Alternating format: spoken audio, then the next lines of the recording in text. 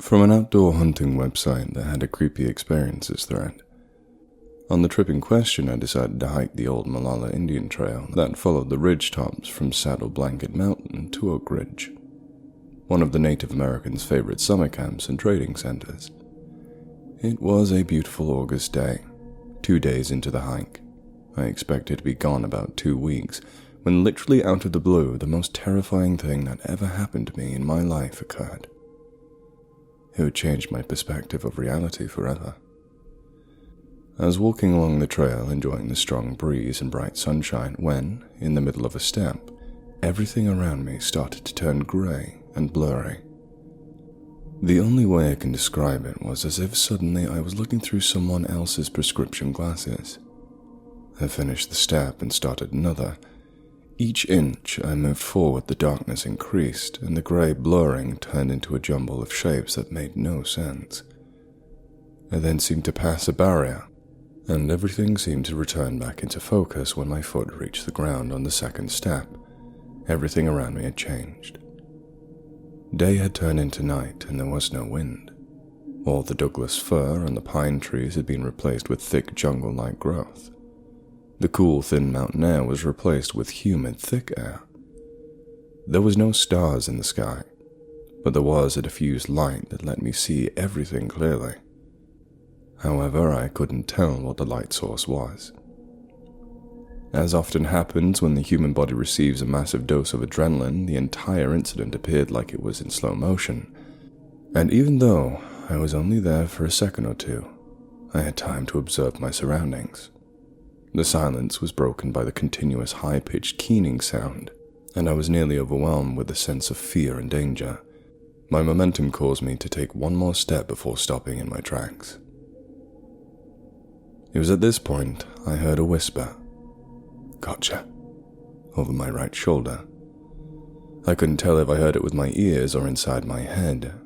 The word wasn't directed at me, but something said the word quietly to itself. I was so terrified I actually felt my heart stop for a moment. That whispered word is what saved me. I opened my mouth and gasped in a huge gush of thick air and recoiled backwards in the same footsteps I had entered wherever I was. As I threw myself backwards, I looked over my right shoulder. A dark-colored right hand and arm was reaching for my throat over my shoulder. The hand had pale ivory spade-shaped fingernails. The nails looked clean and almost had a manicured look to them. The thumb was placed lower, towards the wrist, on the hand than a human's is. Both hand and arm were thin and powerful looking, and both were covered with thick, coarse black hair. I got a good look at it because the thumb grazed my neck, did not break the skin, as I moved backwards.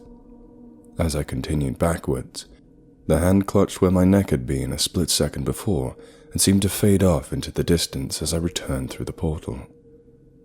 I took 2 more steps backwards, and everything had reversed itself from what had just happened. The world around me became lighter. The fir and pines gradually came back into view, and by the 3rd step I was back on Saddle Blanket Mountain. I continued to move backwards in terror, and as I did, I observed that where I had just come from was a shimmering oval patch of air about the size of a large door. The woods behind it looked like it was underwater.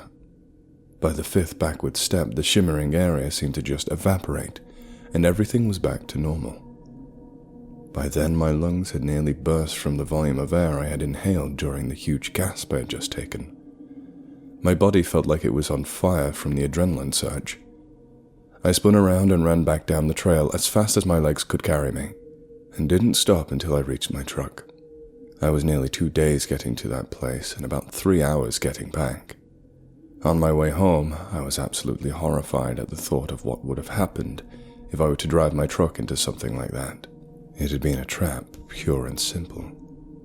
Whatever it was that tried to kill me somehow kept the portal hidden from me on the way in, and I didn't actually see it until I was back out again. I had terrible nightmares for years, and still haven't come to grips with what happened. My fingers are trembling and the hair is standing up on the nape of my neck as I write this. Severely shaken, I've read everything I could get my hands on about people who have mysteriously disappeared throughout history, and discovered several instances where some people have vanished in plain sight of others. The quantum physics people have a theory about parallel universes. They just might be right. Since I originally wrote this, report number 9202 from Sutter County, California, was submitted to the BFRO. The person who submitted the report drew a picture of a creature he saw in a tree. The right hand in the picture is the exact same one I saw. Note the thumb placement, and the forearm of the left arm is exactly like the forearm of the creature that attacked me. Be camping in the northeast. Ventured off of the main trail to find a comfy spot to set up. Eat, poo, go to bed. Something wakes me up. Some animals, I figure. Here's something else. Fucking little kids, it sounds like.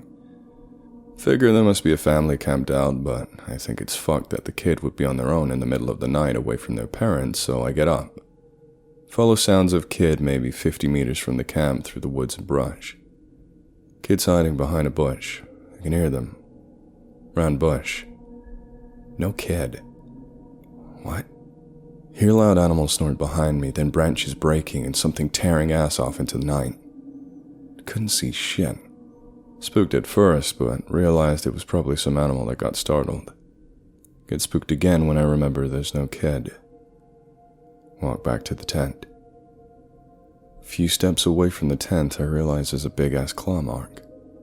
3 claws, each about an inch apart, on some of the closest trees to my tent, just above head height. I'm 6'1". Hide in the tent with multi-tool kit. Nothing happens, especially sleep. Leave as soon as it's light out. Stop at the very first shitty local bar I can find for immediate day drinking. Old man at the bar. Looks Mexican or something. You okay, son? He asks. Tell him I was camping and got no sleep. Why's that? Tell him the story. Old man gets a serious face. My people tell legends of things in the forest, he says. But it's strange. They didn't used to bother people. I do not fuck with the woods without guns now. Fuck Native American forest beasts. I have a cabin in buttfuck nowhere, Colorado. I decided to go up for a couple of weeks. No internet, a single landline phone, state-of-the-art 1980s. On Wednesday, April 10th, Colorado had a blizzard. It wasn't too bad in cities, but where I was, it was horrible. That's all the background you need to know. Be sitting in my cabin, stoking a fire during buttfuck blizzard. Hanging out and watching some DVDs on a CRT older than Father Time himself since I can't go outside. Constant howling of the wind. Turn up volume. Eventually get up to piss, so I pause movie. Wind is no longer howling. Didn't notice since the TV was blasting. Find it strange since it's been doing it for 4 hours now. Thank fuck it's over. Take a few steps until I hear it. Click. Look around. Literally have never heard this clicking noise, and I've been up here for 5 months now. Click. Realize it's coming from outside. A branch probably snapped and hit my cabin and is rocking back and forth or some shit. Fuck me, I'm not going outside, I can deal with the noise. Standing in the bathroom. Begin to piss. Click. Annoyed, finish up, walk outside bathroom. Click. Realize there's no consistency to the clicking sound. Can't even expect it. Whenever it happens. Sit back down and continue to watch the movie. Turn volume down since the wind isn't howling. Clicking speeds up, multiple times a minute. Fuck it, I'll take a nap or something on the other side of the cabin so I can't hear it. Walk into bedroom and clicking begins. My bedroom is like 50 feet from where the TV is, but the clicking is just as loud. Like it's fucking following me. Try to ignore it and go to sleep. The inconsistency of the clicking breaks me. Throw on snow gear time to fuck this branch from making me go outside. Walk to door and brace myself. Open it swiftly and feel Old Man Winter fuck me in the ass. Quickly walk out and shut the door. Walk around the cabin in blinding snow looking for a branch like an idiot. Make multiple laps and can't find the asshole. I assume it finally got loose and flew away. Go back inside. No clicking. Feels good, man. Go to take a nap in peace. Fall into a deep slumber. Wake up at about 2 p.m. Click, click, click, click, click, click. Start to feel uneasy. Don't give it a second thought, and I throw the snow gear on. Go outside. No branches, no howling, no nothing. Go back inside and go from mad to upset because I can't figure out where the fuck this sound is. Click, click, click, click, click, click, click, click, click, click. Walk to different rooms to try and escape it. Click, click, click, click, click, click, click, click, click, click. How the fuck is it following me throughout the cabin? Moment of realization. It's not coming from the sides of the cabin. It's coming from the roof. All rational thought has gone out the window from the sound of this fucking clicking. Snow gear and walk outside. Storm is calmed for now, but it's still foggy. Can only see like 20 feet ahead of you. Walk around back and grab my ladder. Prop that shit up. This ends now. Begin to climb up the ladder and stop. I can only hear the clicking inside, even over the howl of the wind. DEFCON 2 X warned me about this. Climb up high enough to be able to see the top of the roof. At the top I see a pale figure. Heart stops. DEFCON 1. The figure's hunched over. It's sickly thin and I can see its spine. It's angled where it can't see me, but I can see it. See it moving slightly. Look slightly down to see it has, on hand, a fingernail that's probably 6 inches long, literally just tapping the roof. It stops. It slowly turns its head to me. Black eyes and a small slit for a mouth. No facial features behind that. Almost like a crude drawing of a fucking alien. Begins to stand up. By the way, it's true, your life does flash before your eyes when you think you're about to die. It stands up staring at me. Probably 5 feet tall, give or take. Walks to the edge of the roof of the cabin, never taking its eyes off me. Hops down on the ground. I can see it land, and it slowly backs away into the fog towards the trees. Never stops locking eyes with me. Petrified. Probably didn't move for 5 minutes, or at least it felt like it, in the blistering cold gripping the ladder. Snap out of it. Climb down the ladder carefully. Don't even bother to take it down. Realize I'm in shock. Calmly walk around the cabin and go inside. Walk around the house and turn off the lights and put out the fire. Grab keys and walk out. Don't bother grabbing anything else inside, besides my wallet next to my keys. Storm has picked back up, but I am literally in some kind of trance I don't even notice. Closed door. Don't bother locking it. Slowly walk to car, open the door, get in, start it, and swing around. Still in shock, I drive for hours until I reach a motel. Shock's wearing off and I can feel myself ready to fucking go crazy. Quickly get a room and now I start feeling adrenaline and rush up to my room. Open it and close it and start freaking the fuck out over what I saw. For a few hours I was freaking the fuck out in the hotel room. Calmed down and slept for about 16 hours. I drove back up to the cabin. Fucking bolted inside and grabbed my phone, ran out and locked the door. Got in the truck and sped off. After reading all the stories on X, I was more surprised than anything that I didn't immediately flip out, but just went into shock for hours. I got home a few hours ago after driving for a while and stopping multiple times to breathe and not flip out again.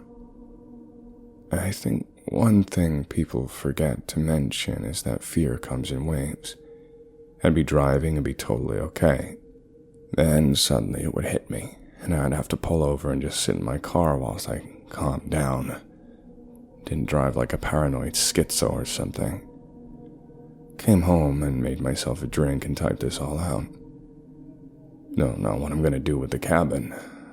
Don't care right now. Night, assholes.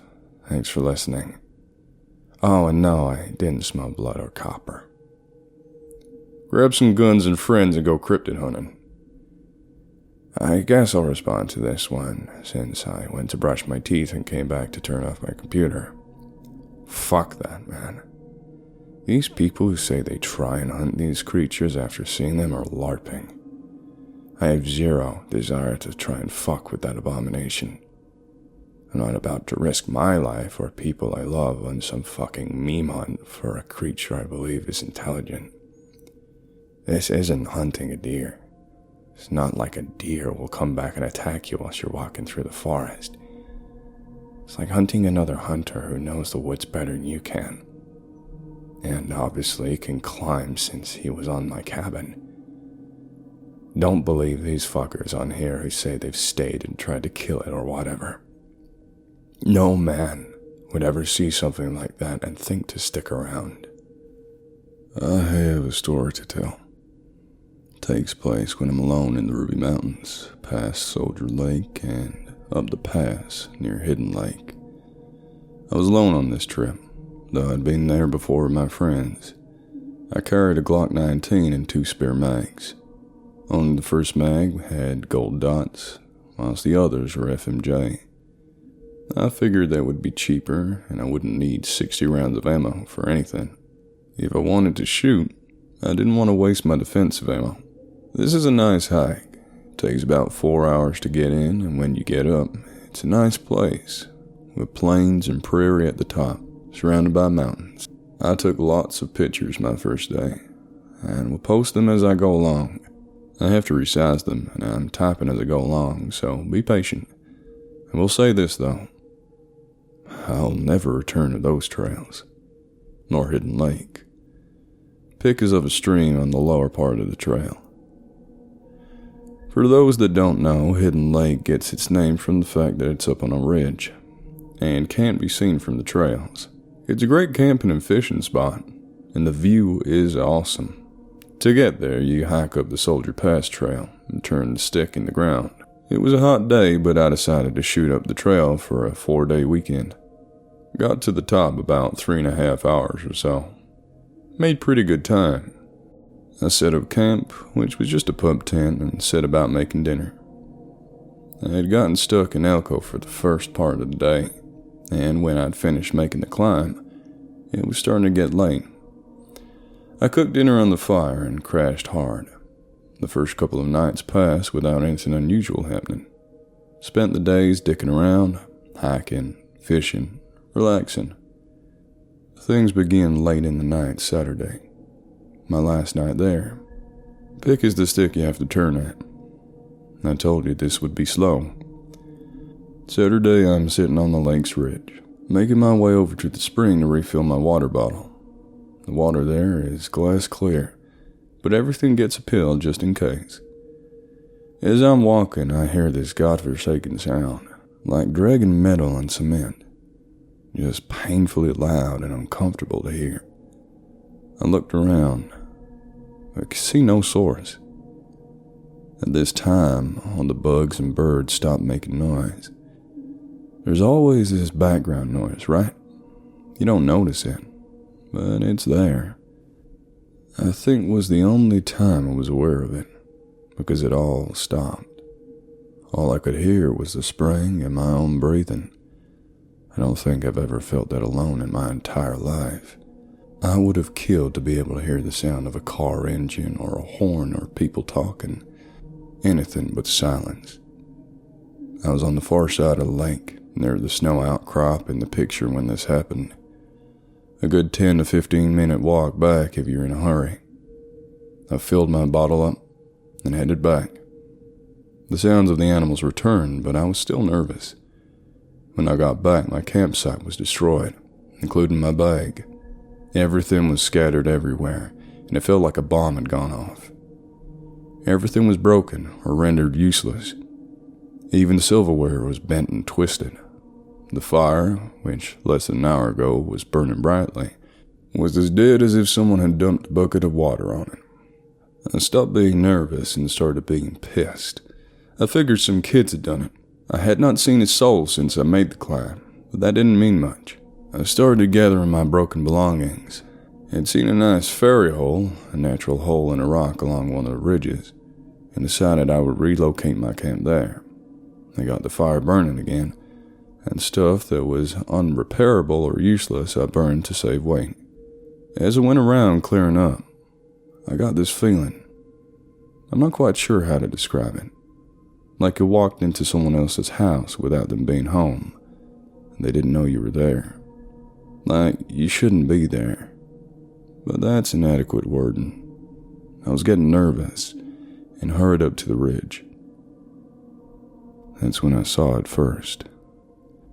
A dark mass moving along the edge of the lake. Too far away to make out any details, but as I watched, I saw it following the same path I had taken. It was thin though, long and thin and dark. Now, I took the simplest path, so maybe it was just following that. But I feel like it was trekking me. Why would I need to go to a spring to drink rather than a lake? I was starting to get a little unhinged when I saw it. I've been hunted by mountain lion before, and the feeling I had was just that. Hunted. I was being stalked, but in a way, we were equals. Both cats and I are apex predators. The tides could turn easy. When I saw this, any thought of killing it left my mind. I just wanted to run and hide, run as fast and as hard as I could. I was prey. I could do nothing to this thing. The way it moved was so certain, so clean, that I knew I couldn't kill it. My gun that on the way up had made me feel so big felt like a toy. It moved between moving on 4 feet and 2. I hurried up the slope and threw my stuff in the hole.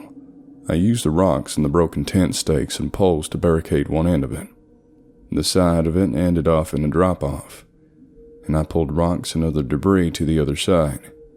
I curled up in a ball and lodged myself in the hole, clutching my pistol in one hand and pocket knife in the other. I could hear rocks shifting outside further down the slope. Here's the last bit. I heard something get up that slope and start squeaking around. It was this squeak mixed with a hiss. Though the few holes I had left, I could see flashes of dark matted fur. It had small dark eyes, thin long snout almost like a badger, tapered. I could not breathe. I could hear claws clicking on the rocks not 10 feet away. It searched around outside for about half an hour, and then left. The rest of the night I could hear rocks shifting as something moved around them. I think it knew I was there. It did not see me as a threat of any kind. I never slept that night. In the morning I left and have not been back since. Sorry, no epic combat ending, just me hiding. I don't like those mountains anymore. I don't know what lurks up there in those thin passes. Maybe it was just a critter of some sort, and my imagination ran with it. I don't know. It sounds cliche, but going through these pictures made me kind of nervous by themselves.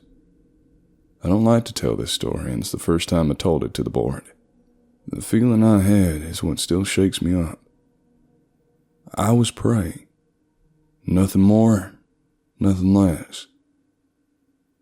Has anyone else heard of something strange in the Rubies?